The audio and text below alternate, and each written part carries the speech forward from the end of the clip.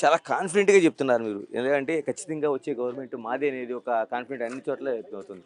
అంటే దానికి బేస్ ఏమైనా ఉందా? లేకపోతే మామూలుగా మీరు అనుకోవడమేనా? అంటే ప్రజల్లో కనిపిస్తుందా మీకు అటువంటిది? 100% రేపు ఎప్పుడు ఎలక్షన్లు వస్తాయి అంటే రొటీన్ టైంగానే వస్తూ ఉన్నాయి.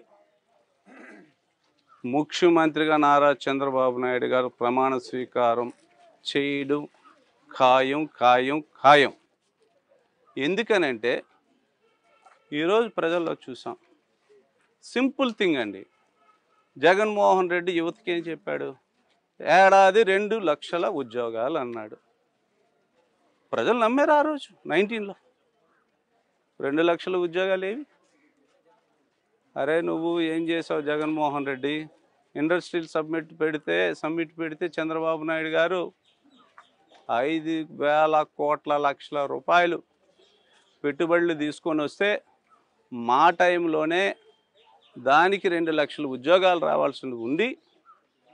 మేము 80% ఎంఓఏలు చేసి ఎగ్జిక్యూట్ చేసి వెళ్ళిపోతే రిమైనింగ్ వాటిని నువ్వెందుకు తరిమేసినావు? విశాఖపట్నం మీద బాగా ప్రేమ వెలగబోస్తున్నావే జగన్మోహన్ రెడ్డి. విశాఖపట్నంలో ఈరోజు 40,000 కోట్ల రూపాయలు నువ్వు దోసుకున్నావు. ఉత్తరాంధ్రకి నువ్వు రైల్వే జోన్ కేంద్రం ఇస్తే దాని గురించి మాట్లాడు. వెళ్ళిపోయిన ఇండస్ట్రీ పెట్టుబడుల గురించి మాట్లాడు. నువ్వు ఇస్తామన్న ఉద్యోగాల గురించి మాట్లాడు. దేని గురించి మాట్లాడుతావు? ఉత్తరాంధ్రలో నీకేమున్నాయి ఓట్లు?